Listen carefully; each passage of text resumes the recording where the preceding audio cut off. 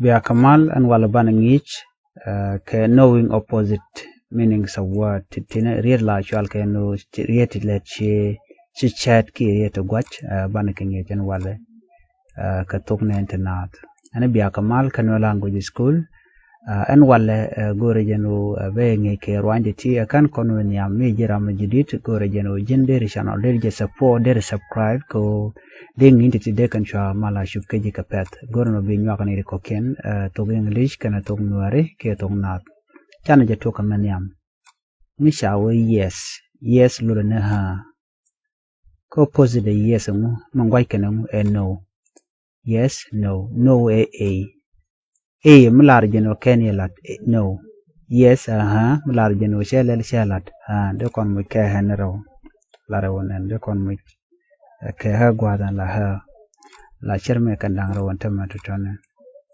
de kon ben pingwan chelel okay malude ejen okay malude ejen not okay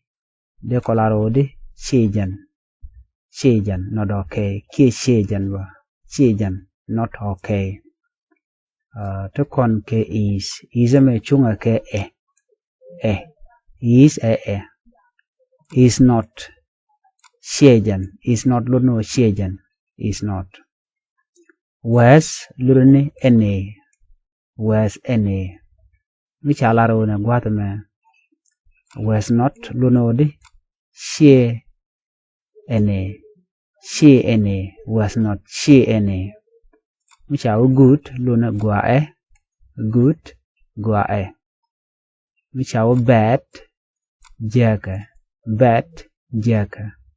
mi chawo true talk mi chawo false gwadme luna kach false kach mi chawo in luna rei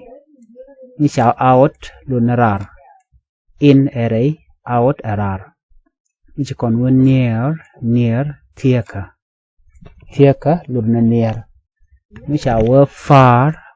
luna nan mi kon man gwas me mi chawo hol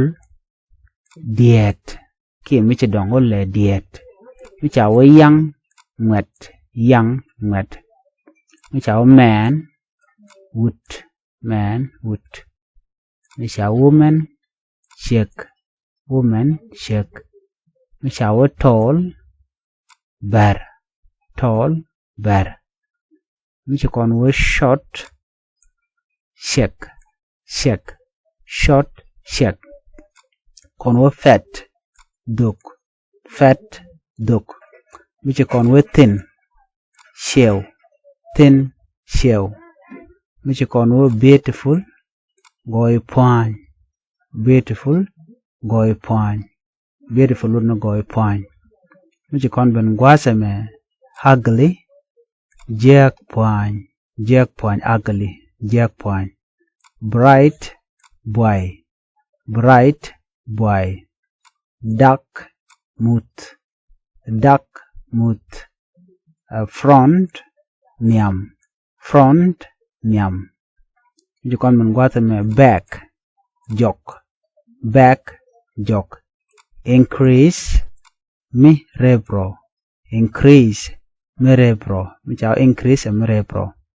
mi chawo decrease mungukro ka Thok Nath mi chawo slow math mi chawo fast kapet mi chawo hol duang please make sure you follow the channel, subscribe and follow.